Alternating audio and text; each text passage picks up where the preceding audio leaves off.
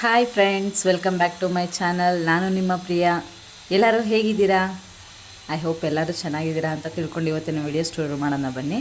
ಈಗಾಗಲೇ ಹೇಳ್ದಂಗೆ ಇವತ್ತಿನ ವಿಡಿಯೋ ರೆಸ್ಟೋರೆಂಟ್ ಸ್ಟೈಲ್ನಲ್ಲಿ ಕ್ಯಾರೆಟ್ ಹಲ್ವಾ ಹೇಗೆ ಮಾಡೋದು ಅಂತ ನೋಡೋಣ ಬನ್ನಿ. ಇದಕ್ಕೆ ಬೇಕಾಗಿರೋ ಇಂಗ್ರೀಡಿಯೆಂಟ್ಸ್ ನೋಡೋಣ. ನೋಡಿ, ನಾನು 3/4 kg ಕ್ಯಾರೆಟ್ ತೊಗೊಂಡಿದ್ದೀನಿ. ಕ್ಯಾರೆಟ್ನ ಚೆನ್ನಾಗಿ ತುರಿದಿಕ್ಕೊಂಡಿದ್ದೀನಿ. ಜೊತೆಗೆ 1/2 ಲೀಟರ್ ಹಾಲು ತೊಗೊಂಡಿದ್ದೀನಿ. ನೋಡಿ, ಇದು ರಾ ಮಿಲ್ಕು, ಕಾಯಿಸಿಲ್ಲ, ರಾ ಮಿಲ್ಕ್ನೇ ತೊಗೊಂಡಿದ್ದೀನಿ 1/2 ಲೀಟರು. ಆ್ಯಂಡ್ ಇದಕ್ಕೆ ಗೋಡಂಬಿ ದ್ರಾಕ್ಷಿ 2 ತೊಗೊಂಡಿದ್ದೀನಿ. ನೀವು ಬೇಕಿದ್ದರೆ ಬಾದಾಮನ್ನ ತುರಿದು ಆ್ಯಡ್ ಮಾಡ್ಕೋಬೋದು. ಜೊತೆಗೆ ಇದು ಬಂದು ಅನ್ಸ್ವೀಟ್ ಕೋವಾ ಫ್ರೆಂಡ್ಸ್, ಅನ್ಸ್ವೀಟ್ ಮಿಲ್ಕ್ ಕೋವಾ. ಈಗ ಪನ್ನೀರು, ಚೀಸು, ಬಟರ್ ಇದೆಲ್ಲ ಸಿಗುತ್ತಲ್ವ, ಅಂಥ ಜಾಗದಲ್ಲಿ ಸಿಗುತ್ತೆ ಅದು. ನೋಡಿ, ಶುಗರ್ ತೊಗೊಂಡಿದ್ದೀನಿ, 1/2 kg ಶುಗರ್ ತೊಗೊಂಡಿದ್ದೀನಿ ಫ್ರೆಂಡ್ಸ್. ಜೊತೆಗೆ ಏಲಕ್ಕಿ ಪೌಡರ್, ಇದು ಮನೆಯಲ್ಲೇ ಮಾಡಿರೋವಂಥ ಪೌಡರ್, ಏಲಕ್ಕಿ ಪೌಡರ್ ತೊಗೊಂಡಿದ್ದೀನಿ. ಇದ್ರ ಜೊತೆಗೆ ತುಪ್ಪ, ನೋಡಿ ತುಪ್ಪ ತೊಗೊಂಡಿವಿ. ಇವತ್ತು 100 ಗ್ರಾಮ್ ತುಪ್ಪ ತೊಗೊಂಡಿದ್ದೀನಿ ಫ್ರೆಂಡ್ಸ್. ಇದಕ್ಕೆ ನಾನು ಹೇಗೆ ಮಾಡೋದು ಅಂತ ನೋಡೋಣ ಬನ್ನಿ. ಸ್ಟವ್ ಹಂಚಿಸ್ಕೊಳ್ಳಿ. ಸ್ಟವ್ ಅಂಟಿಸ್ಕೊಂಡು ಒಂದು ನಾನ್ ಸ್ಟಿಕ್ ಕಡಾಯಿ ಇಟ್ಕೊಳ್ಳಿ. ಅಂದರೆ ಸ್ವಲ್ಪ ತಿಕ್ಕಾಗಿರೋ ಪಾತ್ರೆನೇ ಇಟ್ಕೊಳ್ಳಿ, ಯಾಕಂದರೆ ಸೀದೋಗಬಾರ್ದು ಅಲ್ವಾ. ಹಲ್ವಾ ಮಾಡೋವಾಗ ಅದು ಸೀದೋದ್ರೆ ಚೆನ್ನಾಗಿ ಬರೋಲ್ಲ. ಸೊ ತವ ಹೀಟ್ ಆದಮೇಲೆ ತುಪ್ಪ ಹಾಕ್ಕೊಳ್ಳಿ. ಒಂದು 50 ಗ್ರಾಮ್ ತುಪ್ಪ ಆ್ಯಡ್ ಮಾಡ್ಕೊಳ್ಳಿ ಫ್ರೆಂಡ್ಸ್. ತುಪ್ಪ ಕಾಯ್ದ ನಂತರ ನೋಡಿ, ತುಪ್ಪ ಕಾಯ್ತಾ ಇದೆ. ಒಂದು 50 ಗ್ರಾಮ್ ಆ್ಯಡ್ ಮಾಡ್ಕೊಳ್ಳಿ. 50 ಗ್ರಾಮ್ ಬಂದು ಹೋಲ್ಡ್ ಮಾಡ್ಕೊಳ್ಳಿ, ಲಾಸ್ಟಲ್ಲಿ ಹಾಕೋಣ. ನೋಡಿ, ತುಪ್ಪ ಕಾಯ್ದ ನಂತರ ಗೋಡಂಬಿ ದ್ರಾಕ್ಷಿ ಹಾಕಿ ಚೆನ್ನಾಗಿ ಫ್ರೈ ಮಾಡಿ. ಇದು ಬಂದು ಗೋಲ್ಡ್ ಕಲರ್ ಬರೋವರೆಗೂ ಚೆನ್ನಾಗಿ ಫ್ರೈ ಮಾಡ್ಕೊಳ್ಳಿ ಫ್ರೆಂಡ್ಸ್. ಗ್ರೇಪ್ಸ್ ಎಲ್ಲ ಬಂದು ಉಬ್ಬುತ್ತೆ ಚೆನ್ನಾಗಿ ಈ ತುಪ್ಪದಲ್ಲಿ ಫ್ರೈ ಆಗ್ತಾಯಿಲ್ಲ ನೋಡಿ, ಚೆನ್ನಾಗಿ ಬಾಲ್ ಥರ ಉಬ್ಬುತ್ತೆ. ಅದು ಚೆನ್ನಾಗಿ ರೋಸ್ಟ್ ಮಾಡ್ಕೊಳ್ಳಿ.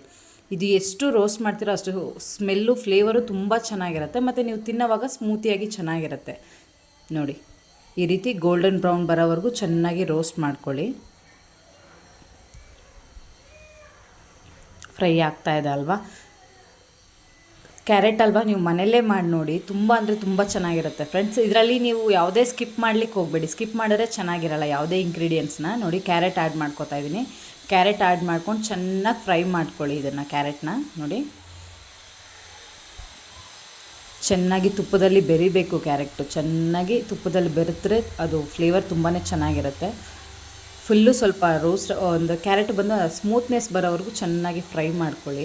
ಆ್ಯಕ್ಚುಲಿ ಕ್ಯಾರೆಟ್ ಹಲ್ವಾಗೆ ಬಂದು ಮೇಯ್ನ್ ಇಂಗ್ರೀಡಿಯೆಂಟ್ ಬಂದರೆ ತುಪ್ಪ ಮತ್ತು ಮಿಲ್ಕ್ ಕೋವಾ. ನಾನು ಹೇಳಿದ್ನಲ್ವ, ಅನ್ಸ್ವೀಟ್ ಮಿಲ್ಕ್ ಕೋವಾ, ಈ 2 ಮೇಯ್ನ್ ಇರಬೇಕಾಗತ್ತೆ ನಿಮಗೆ. ಮಿಲ್ಕ್ ಕೋವಾ ಸಿಗಲಿಲ್ಲ, ಏನು ಮಾಡೋದು ಅಂದರೆ ಅದು ಹಾಕಿದ್ರೆ ತುಂಬಾ ಚೆನ್ನಾಗಿರುತ್ತೆ. ಯಾಕಂದರೆ ಅದು ಬೇಡ ಸ್ಕಿಪ್ ಮಾಡ್ಕೊಳ್ಳಿ ಅಂತ ನಾನು ಹೇಳೋಕ್ಕಾಗಲ್ಲ. ಅದು ಹಾಕಿದ್ರೇ ನಿಮಗೆ ಹಲ್ವಾ ತುಂಬ ಚೆನ್ನಾಗಿ ಬರುತ್ತೆ. ಸೊ ಹಾಗಾಗಿ ಮಿಲ್ಕ್ ಕೋವಾ ಎಲ್ಲೇ ಇದ್ದರೂ ನೋಡಿ ತೊಗೊಳ್ಳಿ ಫ್ರೆಂಡ್ಸ್. ಈಗ ಹಾಲು, ಪನ್ನೀರು, ಬಟರು, ಚೀಸ್ ಇದೆಲ್ಲ ಸಿಗುತ್ತೆ, ಅದಕ್ಕೆ ಅಂತಲೇ ಸಪ್ರೇಟ್ ಶಾಪ್ ಮಾಡಿರ್ತಾರೆ. ಅಂಥ ಜಾಗದಲ್ಲಿ ಹೋಗಿ ತುಂಬ ಸಿಗುತ್ತೆ, ತೊಗೊಳ್ಳಿ. ನೋಡಿ, ಕ್ಯಾರೆಟ್ ಫ್ರೈ ಆದ ನಂತರ ಹಾಲು ಹಾಕ್ತಾಯಿದ್ದೀನಿ ನಾನು. ಹಾಲಲ್ಲಿ ನೀರು ಮಿಕ್ಸ್ ಮಾಡಿಲ್ಲ ನಾನು, ಇದು ಪ್ಯೂರ್ ಹಾಲು ಹಾಗೆ ಹಾಕ್ತಾಯಿದ್ದೀನಿ. ದೆನ್ ರಾ ಮಿಲ್ಕ್, ಇದು ಕಾಯಿಸಿಲ್ಲ. ನೋಡಿ, ಚೆನ್ನಾಗಿ ಹಾಲು ಇದು ಚೆನ್ನಾಗಿ ಮಿಕ್ಸ್ ಮಾಡಿ. ಹಾಲು ಜೊತೆ ಕ್ಯಾರೆಟು ಬೆರೆತು ಫುಲ್ಲು ಬೇಯಬೇಕು. ಅದರಲ್ಲೇ ಒಂದು 50% ಕ್ಯಾರೆಟು ಬೆಂದೋಗ್ಬೇಕು ನಿಮಗೆ. ಆ ರೀತಿ ಚೆನ್ನಾಗಿ ಮಿಕ್ಸ್ ಮಾಡ್ಕೊಳ್ಳಿ. ನೋಡಿ, ಹಾಲು ಚೆನ್ನಾಗಿ ಮಿಕ್ಸ್ ಆದ ನಂತರ ಸ್ವಲ್ಪ ಹೊತ್ತು ಮುಚ್ಚಿಕ್ಕಿ. ಅಂದರೆ ಮುಚ್ಚಿಟ್ರೆ ಅದೇನು ಸೀದೋಗಲ್ಲ, ತುಪ್ಪ ಹಾಕಿರ್ತೀವಲ್ವ, ಸೊ ಹಾಗಾಗಿ ಅದು ಸೀದೋಗೋಕ್ಕೆ ಚಾನ್ಸೇ ಇಲ್ಲ. ಸೊ ಹಾಲು ಹಾಕಿ ಮುಚ್ಚಿಟ್ಟು ತೆಗೆದ್ಮೇಲೆ ನೋಡಿ, ಈ ರೀತಿ ಬೇಯ್ತಾ ಇರುತ್ತೆ. ಚೆನ್ನಾಗಿ ಮಿಕ್ಸ್ ಮಾಡ್ಕೊಳ್ಳಿ. ನೀವು ಹಲ್ವಾ ಬಂದು ಕ್ಯಾರೆಟು ಎಷ್ಟು ಬಾಯ್ಲ್ಡ್ ಆಗಿರುತ್ತೋ ಅಷ್ಟು ಸ್ಮೂತಿಯಾಗಿ ತುಂಬ ಚೆನ್ನಾಗಿರುತ್ತೆ. ಕ್ಯಾರೆಟ್ ಬಾಯ್ಲ್ ಆಗಿಲ್ಲ ಅಂದರೆ ಅದು ತಿನ್ನೋವಾಗ ಕ್ಯಾರೆಟ್ ಫ್ಲೇವರ್ ಹಾಗೇ ಇರುತ್ತೆ, ತಿನ್ನೋಕ್ಕೆ ಹಲ್ವಾ ಥರ ಇರಲ್ಲ. ಸೊ ಹಾಗಾಗಿ ಚೆನ್ನಾಗಿ ಫ್ರೈ ಮಾಡ್ಕೊಳ್ಳಿ. ಜೊತೆಗೆ ನೋಡಿ, ನಾನು ಇವತ್ತು 300 ml ವಾಟರ್ ತೆಗೆದಿಕೊಂಡು ವಾಟರ್ನೂ ಆ್ಯಡ್ ಮಾಡ್ಕೊಳ್ಳಿ. ನೋಡಿ, ವಾಟರ್ ಆ್ಯಡ್ ಮಾಡಿ ಚೆನ್ನಾಗಿ ಮಿಕ್ಸ್ ಮಾಡಿಬಿಡಿ. ನೋಡಿ, ಈ ರೀತಿ ಚೆನ್ನಾಗಿ ಮಿಕ್ಸ್ ಮಾಡಿಬಿಟ್ಬಿಟ್ಟು ಕ್ಯಾಪ್ ಹಾಕಿ ಮುಚ್ಚಿಬಿಡಿ. ಸ್ವಲ್ಪ ಹೊತ್ತು ಬಾಯ್ಲ್ಡ್ ಆಗಲಿ, ಚೆನ್ನಾಗಿ ಬಾಯ್ಲ್ಡ್ ಆಗಲಿ.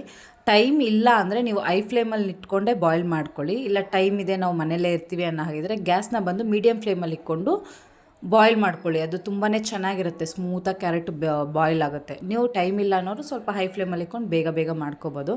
ಸೊ ನನಗೆ ಟೈಮ್ ಇತ್ತು, ಸೊ ಹಾಗಾಗಿ ನಾನು ಮೀಡಿಯಮ್ ಫ್ಲೇಮಲ್ಲಿ ಇಟ್ಕೊಂಡು ಬಾಯ್ಲ್ ಮಾಡ್ಕೊತಾ ಇದ್ದೀನಿ. ನೋಡಿ, ನೀರು ಹಾಕಿದ್ಮೇಲೆ ಫುಲ್ಲು ಕ್ಯಾರೆಟ್ ಜೊತೆ ಬಾಯ್ಲ್ಡ್ ಆಗಿ ಅದು ಫುಲ್ಲು ನೀರು ಡ್ರೈ ಆಗಬೇಕು.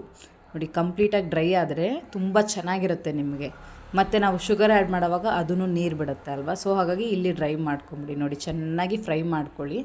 ತುಂಬಾ ಚೆನ್ನಾಗಿರುತ್ತೆ ಫ್ರೆಂಡ್ಸ್. ನಾವು ಹೋಟೆಲ್ಗೆಲ್ಲ, ರೆಸ್ಟೋರೆಂಟ್ಗೆಲ್ಲ ಹೋದರೆ ಜಸ್ಟ್ ಒಂದು ಪ್ಲೇಟಲ್ಲಿ ಸರ್ವ್ ಮಾಡ್ತಾರೆ ಕ್ಯಾರೆಟ್ ಹಲ್ವಾ ಅಂತ ಹೇಳಿ 50-100 ಚಾರ್ಜ್ ಮಾಡ್ತಾರೆ. ಇದೇ ಮನೇಲಾದರೆ ನೋಡಿ, ಕ್ಯಾರೆಟು ಸಿಗುತ್ತೆ, ರೆಗ್ಯುಲರಾಗಿ ಮನೇಲಿ ಇದ್ದೇ ಇರುತ್ತೆ ತರಕಾರಿ ಜೊತೆಗೆ.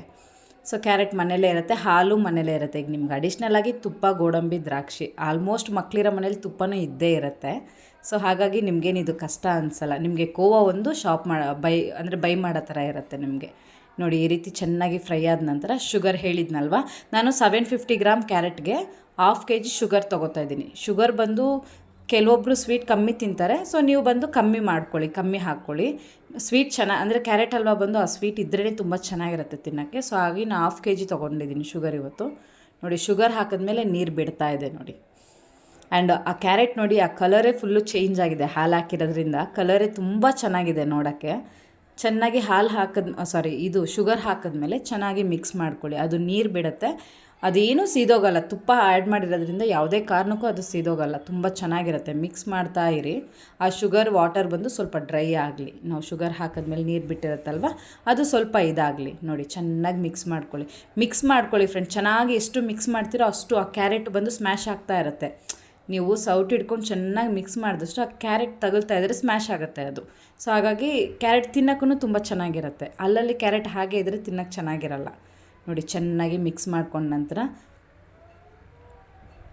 ನೋಡಿ ಎಷ್ಟು ಚೆನ್ನಾಗಿ ಕಾಣಿಸ್ತಿದೆ ಕಲರ್. ಈಗಲೇ ಒಂಥರ ತುಂಬ ಅಟ್ರಾಕ್ಟಿವ್ ಆಗಿದೆ ನೋಡಿ. ಮಕ್ಕಳಿಗೆ ಈ ಸಮ್ಮರ್ ಟೈಮ್ನಲ್ಲಿ ಡೈಲಿ ಒಂದೊಂದು ಮಾಡ್ತಾಯಿರ್ತೀನಿ ಫ್ರೆಂಡ್ಸ್. ನಾನಂತೂ ಸಮ್ಮರ್ ಅಂತಲೇ ಅಲ್ಲ, ನಾರ್ಮಲಾಗಿ ಸ್ಕೂಲ್ಗೆ ಹೋಗೋವಾಗ್ಲೂ ಮಾಡ್ತಾಯಿರ್ತೀನಿ. ನೋಡಿ ಎಷ್ಟು ಚೆನ್ನಾಗಿ ಕಾಣಿಸ್ತಾ ಇದೆ ನೋಡಿ. ಅಂದರೆ ಇದೆಲ್ಲ ಹೆಲ್ತಿ ಅಲ್ವಾ, ಮನೆಯಲ್ಲೇ ನಾವು ಮಾಡಿಕೊಡ್ತೀವಿ.